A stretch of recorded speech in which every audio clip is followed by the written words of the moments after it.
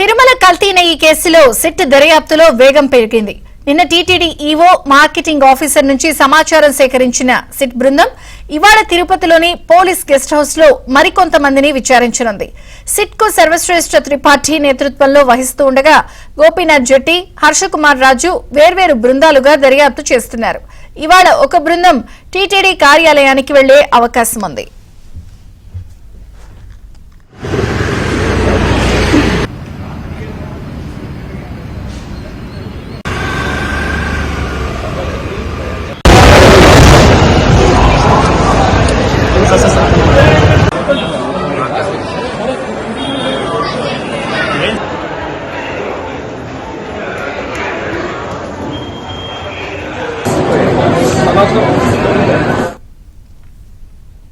SIT దర్యాప్తు వేగవంతంగా కొనసాగుతోంది. ఈ రోజు కూడా విచారణపై లోతైన అంశాలు చర్చించే అవకాశం ఉంది.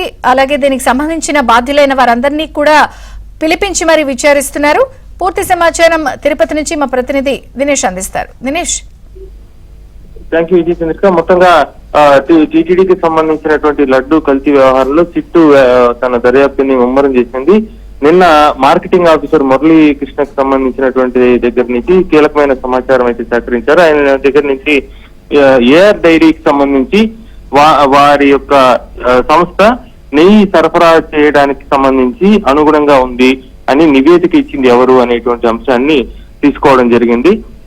ఎందుకంటే టీటీడీలో ఏ అంశమైనా కూడా పూర్తి స్థాయిలో ఒక నివేదిక, విజిలెన్స్ నివేదిక అనేది అవసరం అవుతుంది. ఇది విజిలెన్స్ కావచ్చు, అలాగే క్వాలిటీ కంట్రోల్ కావచ్చు, వాళ్ళు ఓకే చెప్తే తప్ప దాని వినియోగం ఉండదు. ఈ నేపథ్యంలో ఏఆర్ డైరీకి అర్హత ఉంది టీటీడీకి నెయ్యి సరఫరా చేయడానికని టీటీడీకి నివేదిక ఇచ్చిన తర్వాత ఆ యొక్క ఇది రావడం జరిగింది. ఆ టీటీడీకి ఆ నివేదిక ఇచ్చినటువంటి అధికారి ఎవరు, లేకపోతే దానికి సంబంధించినటువంటి ఒత్తిళ్లు ఏమైనా జరిగిందా, ఆ అధికారికి ఆ విధంగా క్లియరెన్స్ ఇమ్మని చెప్పి ఎవరైనా ఒత్తిడి చేశారా అనేటువంటి అంశాలన్నీ కూడా ఈ రోజు దర్యాప్తుల్లో తీసుకునే అవకాశం ఉంది. ఎవరైతే నివేదించారో వారిని పిలిపించే అవకాశం కూడా స్పష్టంగా కనిపిస్తా ఉంది. మరోవైపు టీటీడీ పోర్టు కార్మికులు మొట్టమొదట లడ్డూలో ఈ యొక్క కల్తీ జరుగుతుందని మొదట పోర్టు కార్మికులే తెలుసుకుని దాన్ని బయట ఈఓకి స్పష్టంగా చెప్పడం కూడా వాళ్లే చేశారు. ఈ నేపథ్యంలో ఈ రోజు పోర్టు కార్మికులతో కూడా పిలిపించుకుని మాట్లాడడం కానీ లేదు, ఒక బృందం నేరుగా తిరుమలకు వెళ్లి పోర్టుకు వెళ్లి తిరుమలలో ఉండేటువంటి పోర్టుకు కూడా వెళ్లి లోపల అక్కడ ఉండేటువంటి పోర్టు కార్మికులతో కూడా సమాచారం సేకరించే అవకాశం ఉంది. మొత్తంగా పోర్టు కార్మికులు ఈ మొత్తం ఇన్వెస్టిగేషన్ లో చాలా కీలకం కాబోతున్నారు. వాళ్ళ నుంచి కావచ్చు, అంటే వినియోగం నెయ్యి ప్రొక్యూర్ చేసేది ఒకరు, వినియోగించేది ఒకరు. ప్రొక్యూర్ చేసే వాళ్ళ దగ్గర నుంచి సమాచారం సేకరించడం, టోటల్ ఇన్వెస్టిగేషన్ చేయటం, దాన్ని వినియోగించే పోర్టు కార్మికుల నుంచి కూడా చేయటం, ఆ తర్వాత క్షేత్రస్థాయిలో ఏఆర్ డైరీకి సంబంధించి అవన్నీ కూడా రేపు ప్లాన్ చేసుకునే అవకాశం కనిపిస్తా ఉంది విజయ్ చంద్రిక. అలాగే ప్రధానంగా పోర్టులో ఎవరైతే లడ్డు తయారీకి సంబంధించిన ఆ బ్రాహ్మలు ఉంటారో వాళ్ళని పిలిపిస్తారా? ఎందుకంటే వాళ్ళకి సంబంధించిన ప్రధానంగా పూర్తి సమాచారం తెలిసే అవకాశం ఉంది కదా.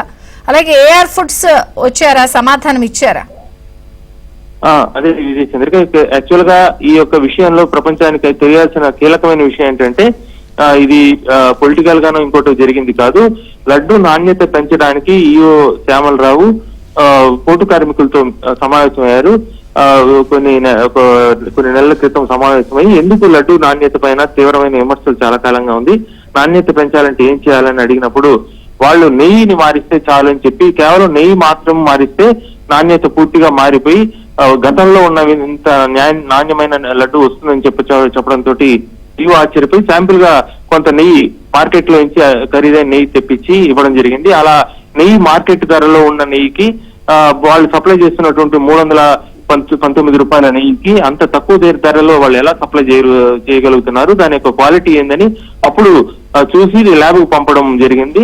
ఆ తర్వాతనే ఆ ల్యాబ్ లో నేషనల్ డైరీ డెవలప్మెంట్ బోర్డుకు సంబంధించిన ల్యాబ్ లో ఈ యొక్క జంతువుకు సంబంధించి కావచ్చు, అలాగే పంది పువ్వు కావచ్చు, ఆ చేప నూనె ఇవన్నీ కలిసినది ఆ తర్వాతే తెలిసింది. ఈ నేపథ్యంలో కీలకమైనటువంటి వ్యక్తులు నెయ్యి వినియోగంలో పోర్టు కార్మికులు వాళ్లే సంవత్సరాలుగా నెయ్యి ఎలా గతంలో ఉండేది, ఈ 5 ఏళ్లలో ఎలా ఉండింది, ఎప్పుడెప్పుడు నెయ్యి ఎలా జరిగింది, అంటే ఏ సమయంలో నెయ్యి ఎలా ఉండింది, దాన్ని ఎందుకు రిటర్న్ చేయలేకపోయినారు, ఎట్లా ఎందుకు వినియోగించాల్సి వచ్చింది, ఎవరు ఒత్తిడి చేస్తే పోర్టు కార్మికులు మౌనంగా ఉండాల్సి వచ్చింది, ఇప్పుడు ఇంత ధైర్యంగా టీటీడీఓకి బాగలేదు అని చెప్పి చెప్పబట్టే మొత్తం మార్పు జరుగుతుంది. కేవలం వాళ్ళు మాట్లాడించబట్టి, వాళ్ళు మౌనాన్ని వేయడం బట్టే ఈ సత్యం వెలుగులోకి వచ్చింది. ఈ నేపథ్యంలో వాళ్ళు సత్యాన్ని బయటకు చెప్పకుండా ఇంతకాలం మిన్నకుండడానికి ఎవరు వాళ్ళని భయపెట్టారు, ఎవరు ఏం చేశారు అనేటువంటి విషయాలు కూడా కీలకం కాబోతోంది. గతంలో ఉన్నటువంటి ఉన్నతాధికారులు భయంతోనా, లేకపోతే పాలక మండలి భయంతోనా, ఎందుకు నెయ్యిని అలాంటి కల్తీ నెయ్యిని భరించాల్సి వచ్చింది అనేటువంటిది వాళ్ళ దగ్గర నుంచి సేకరిస్తారు. ఆ తర్వాత మాత్రమే కొంత టెక్నికల్ డీటెయిల్స్ కూడా తీసుకుని ఆన్లైన్ ద్వారా కూడా చాలా డీటెయిల్స్ తీసుకోవాల్సి ఉంది. ఆ తర్వాత ఏఆర్ డైరీకి వెళ్లి క్షేత్రస్థాయిలో ఏఆర్ డైరీ యొక్క నివేదిక, అంటే టీటీడీకి ఏఆర్ డైరీ నెయ్యి సరఫరా చేసే అర్హత ఉందని ఇచ్చిన నివేదికలో ఏం రాశారు, యాక్చువల్ క్షేత్రస్థాయిలో ఏముంది ఇప్పుడు అని రెండు కూడా తనిఖీ చేసి ఆ కేసులో ఆ నివేదిక, తప్పుడు నివేదిక ఇచ్చిన వాళ్ళపైన కూడా కేసులో నమోదు చేసే అవకాశం స్పష్టంగా కనిపిస్తా ఉంది. విజయ్ చంద్రిక. Thank you Dinesh.